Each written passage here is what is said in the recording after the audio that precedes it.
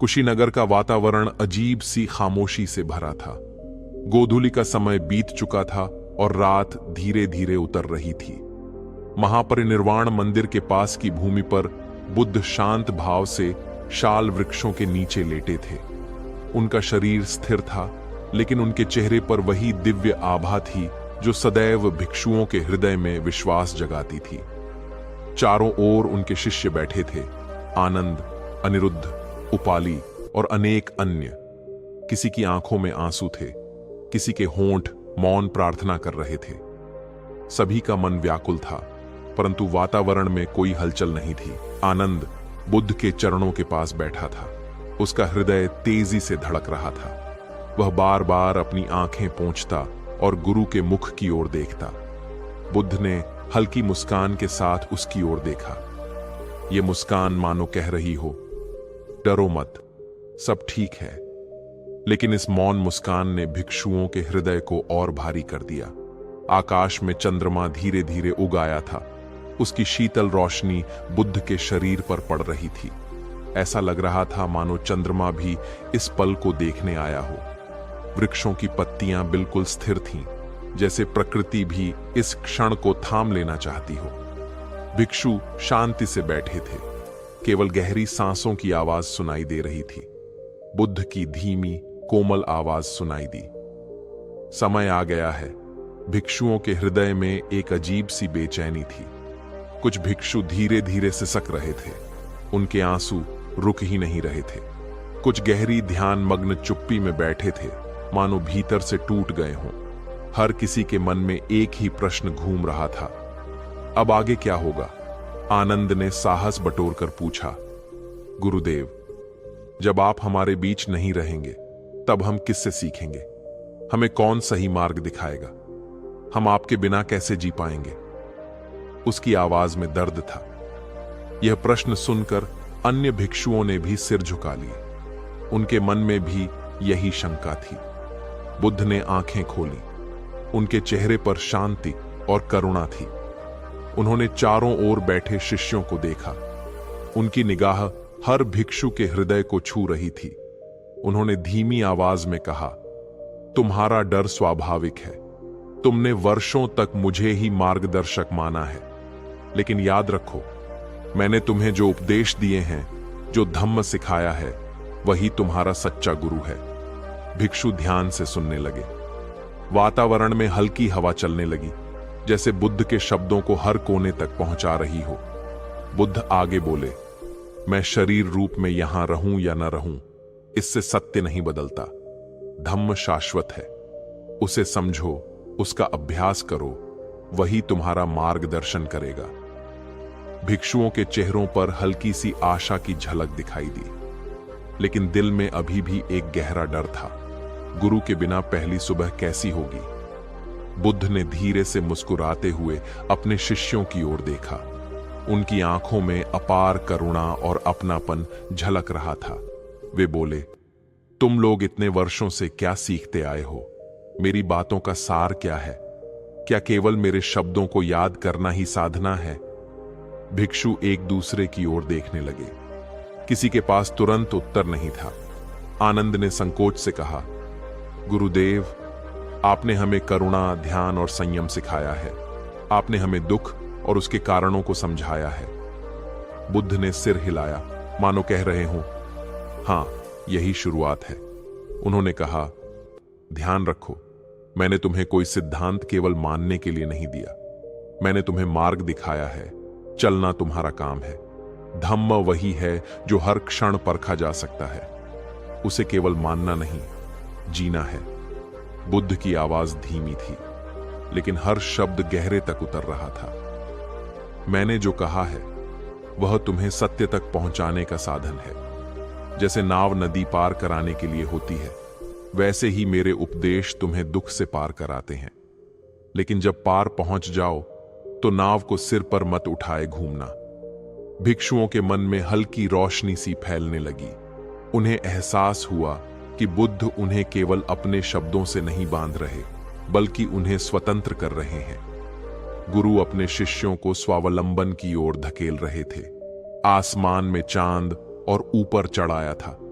शाल वृक्षों से हल्की पत्तियां गिर रही थीं, जैसे प्रकृति भी इस गहन सीख को सुनकर सहमति दे रही हो। भिक्षुओं के मन में गहरा आत्मचिंतन चल रहा था।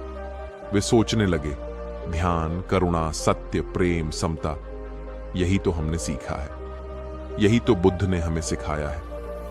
फिर भी दिल के किसी कोने में डर था। उन्हें लग रहा था कि गुरु के बिना जीवन अंधकारमय हो जाएगा। आनंद के मन में विचारों का तूफान उठ रहा था। वह सोच रहा था, जब गुरु पास होते हैं तो हर कठिनाई छोटी लगती है। उनके शब्द ही दिशा दिखा देते हैं। अगर वे नहीं होंगे तो हम कैसे समझेंगे कि कौन सा रास्ता सही है। बुद्ध ने जैसे उनके मन को पढ़ लिया। वे धीरे से बोले, तुम्हें लगता है कि मेरा जाना अंधकार लाएगा, लेकिन सच्चा अंधकार तब है जब तुम अपनी समझ का दीपक जलाने से डरते हो। जो कुछ मैंने तुम्हें सिखाया है उसे भीतर देखो, वहां प्रकाश है। भिक्षु ध्यान से सुनते रहे। बुद्ध ने आगे कहा, बाहर मत खोजो, न मुझ में न किसी और में। अपने भीतर झांको, अपने अनुभव से सत्य को परखो, वही तुम्हारा दीपक है। इन शब्दों ने भिक्षुओं के हृदय को गहराई से छुआ। कुछ ने आंखें बंद कर ध्यान लगाया। उन्हें लगा जैसे भीतर से हल्की रोशनी उठ रही हो। शाल वृक्षों की छाया में वातावरण और भी शांत हो गया। चांद अब बिल्कुल ऊपर था। उसकी चांदनी बुद्ध के चारों ओर फैल गई थी, मानो पूरे स्थान को एक पवित्र आभा ने घेर लिया हो। भिक्षु धीरे धीरे अपने भय से मुक्त होने लगे, लेकिन अभी भी उनकी जिज्ञासा जीवित थी। गुरु हमें और क्या अंतिम संदेश देंगे? बुद्ध ने गहरी सांस ली और चारों ओर बैठे भिक्षुओं की ओर देखा। उनकी आंखों में कोई भय नहीं था, केवल शांति और स्थिरता थी। वे बोले, मेरे शब्दों से अधिक महत्वपूर्ण वह पथ है जिसे मैंने दिखाया है। मैं मार्गदर्शक हूं, पर मार्ग स्वयं धम्म है। मैं तुम्हें केवल दिशा दिखाता हूं, लेकिन चलना तुम्हें ही होगा। भिक्षु ध्यान से सुन रहे थे। बुद्ध ने आगे कहा, धम्म को समझो, उसका अभ्यास करो, वही तुम्हारा सच्चा सहारा है। अगर तुम केवल मेरे शब्दों पर टिके रहोगे तो तुम मेरी उपस्थिति पर निर्भर रहोगे, लेकिन जब तुम धम्म को जीने लगोगे तब तुम्हें किसी सहारे की जरूरत नहीं पड़ेगी।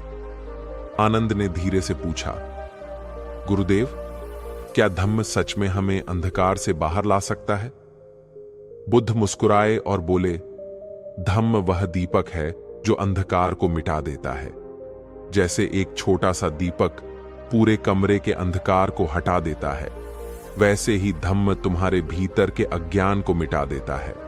लेकिन दीपक जलाना तुम्हारा काम है, कोई और इसे तुम्हारे लिए नहीं कर सकता। भिक्षुओं के मन में हल्की सी राहत आई। उन्हें समझ आया कि गुरु उन्हें अकेला नहीं छोड़ रहे, बल्कि उन्हें आत्मनिर्भर बना रहे हैं। वातावरण में एक अद्भुत नीरवता छा गई थी। केवल शाल वृक्षों की पत्तियों की हल्की सरसराहट सुनाई दे रही थी। ऐसा लग रहा था मानो पूरा ब्रह्मांड इस गहरे उपदेश को सुनने के लिए रुक गया हो। बुद्ध ने बहुत ही कोमल स्वर में कहा, जब मैं न रहूं तब धम्म को अपना गुरु बनाना। वही तुम्हें हर परिस्थिति में दिशा दिखाएगा, वही तुम्हें भीतर से मार्गदर्शन देगा। उनके शब्द मानो भिक्षुओं के हृदय में सीधा उतर गए। उन्होंने आगे कहा, धम्म केवल ग्रंथों में नहीं है, वह तुम्हारे आचरण में है, तुम्हारे निर्णयों में है, तुम्हारे विचारों में है। जब तुम किसी निर्णय के सामने खड़े हो तो धम्म को याद करो। जो निर्णय तुम्हें करुणा, सत्य और जागरूकता के मार्ग पर ले जाए वही सही है। यही धम्म की शिक्षा है। भिक्षु मौन होकर सुनते रहे। आनंद के मन में गहरा प्रभाव पड़ा। उसे लगा जैसे गुरु हर शिष्य के भीतर एक दीपक जला रहे हैं। बुद्ध बोले, मेरा शरीर नश्वर है, यह मिट्टी में मिल जाएगा, लेकिन धम्म अमर है। अगर तुम उसे अपनाओगे तो मैं तुम्हारे भीतर सदा जीवित रहूंगा। इन शब्दों से वातावरण और भी पवित्र हो गया। कई भिक्षुओं की आंखों से आंसू बहने लगे, लेकिन इस बार यह दुख के नहीं बल्कि कृतज्ञता के आंसू थे। वे समझ गए थे कि गुरु का जाना अंत नहीं है, बल्कि एक नई शुरुआत है। दूर कहीं से रात के पक्षियों की हल्की आवाज आई, जैसे प्रकृति भी इस शिक्षा को दोहरा रही हो। चांदनी में बुद्ध का चेहरा और भी उज्ज्वल लग रहा था। भिक्षु अब अपने मन में दृढ़ निश्चय कर चुके थे कि वे धम्म को ही मार्गदर्शक बनाएंगे। बुद्ध ने चारों ओर बैठे भिक्षुओं को देखा, जैसे हर एक के मन में चल रहे विचारों को पढ़ रहे हों। वे बोले, धम्म का अर्थ केवल नियमों का पालन नहीं है। धम्म कोई बंधन नहीं, बल्कि मुक्ति का मार्ग है। इसका अर्थ है सत्य को जीना, करुणा को अपनाना और हर क्षण जागरूक रहना। भिक्षुओं ने सिर झुका लिया, वे गहराई से सुन रहे थे। बुद्ध ने आगे कहा, जब मैं कहता हूं धम्म को गुरु बनाओ, तो उसका मतलब यह नहीं कि तुम केवल मेरे उपदेश याद रखो। इसका अर्थ है कि जीवन के हर निर्णय में सत्य को आधार बनाओ, करुणा को आधार बनाओ। जब तुम किसी से क्रोधित हो जाओ तो करुणा तुम्हें मार्ग दिखाएगी। जब तुम भ्रमित हो जाओ तो सत्य तुम्हारा सहारा बनेगा। आनंद ने पूछा, गुरुदेव, अगर कभी हमें समझ ना आए कि सही क्या है, तब क्या करें? बुद्ध मुस्कुराए और बोले, याद रखो, धम्म जीवंत है, वह किसी किताब में कैद नहीं। अपनी जागरूकता को तेज करो, ध्यान में बैठो, अपने भीतर पूछो, तुम्हारा अंतर्मन ही धम्म की आवाज सुनाएगा। भिक्षुओं के चेहरों पर हल्की शांति उतरने लगी। उन्हें लग रहा था कि वे अब